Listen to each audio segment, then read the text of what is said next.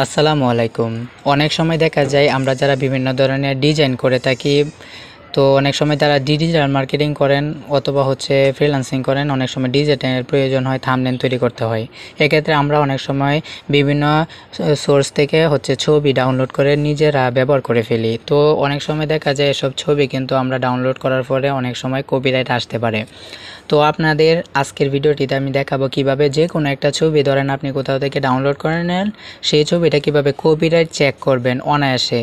তো সেটাই আজকের ভিডিওটিতে আপনাদেরকে দেখাবো। তাই অবশ্যই আপনারা ভিডিওটি খুবই মনোযোগ সহকারে দেবেন। আজকের ভিডিওটি আপনাদের জন্য খুবই হেল্পফুল হতে চলেছে।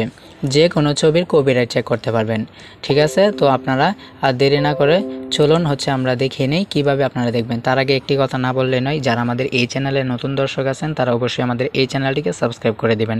আমরা প্রতিনিয়ত কিন্তু online income related, online guide related, tutorial related video দিই। অবশ্যই চ্যানেলটিকে সাবস্ক্রাইব করে দিবেন।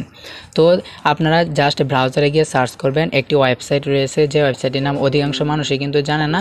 তো জাস্ট আপনারা কি করবেন, আপনারা জাস্ট একটি ওয়েবসাইটের নাম রয়েছে, এই ওয়েবসাইটের নামটা জাস্ট লিখবেন। তো আপনারা একটু খেয়াল করেন। তো আপনারা ব্রাউজারে গিয়ে লিখবেন TINEYE,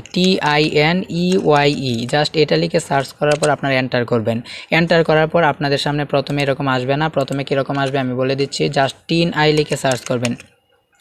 তো TINEYE লিখে সার্চ করলে আপনাদের সামনে কিন্তু দেখা যাবে, আমি TINEYE লিখে সার্চ করতেছি, তাহলে আপনাদের সামনে এরকম একটা ইন্টারফেস আসবে।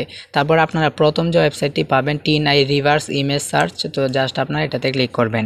এটাতে ক্লিক করার পর আপনাদের সামনে এরকম একটা ইন্টারফেস চলে আসবে। আপনারা জাস্ট কি করবেন, বেশি কিছু করতে হবে না, জাস্ট আপলোডে ক্লিক করবেন।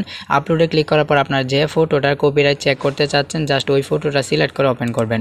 ওপেন করার পর এখানে কিছুক্ষণ লোডিং হবে, কিছুক্ষণ সময় নেবে আপনাদের ইন্টারনেট কানেকশনের পর। একটা জিনিস খেয়াল করুন, দেখতে পারতেছেন আমার এই ফটোটা কিন্তু জিরো ম্যাচ, অর্থাৎ আমার এই ফটোটা কিন্তু আমি নির্দ্বিধায় ব্যবহার করতে পারবো। যেগুলা ফটোর মধ্যে বিভিন্ন ধরনের ফটো আপনারা দেখতে পারবেন এখানে 200 ম্যাচ, 300 ম্যাচ এরকম থাকতে পারে। তো যেগুলো বেশি বেশি ম্যাচ থাকবে এগুলো কিন্তু ব্যবহার করতে পারবেন না, কারণ অলরেডি এগুলো অন্যান্য ওয়েবসাইটে অন্যান্য মাধ্যমে ব্যবহার করা আছে।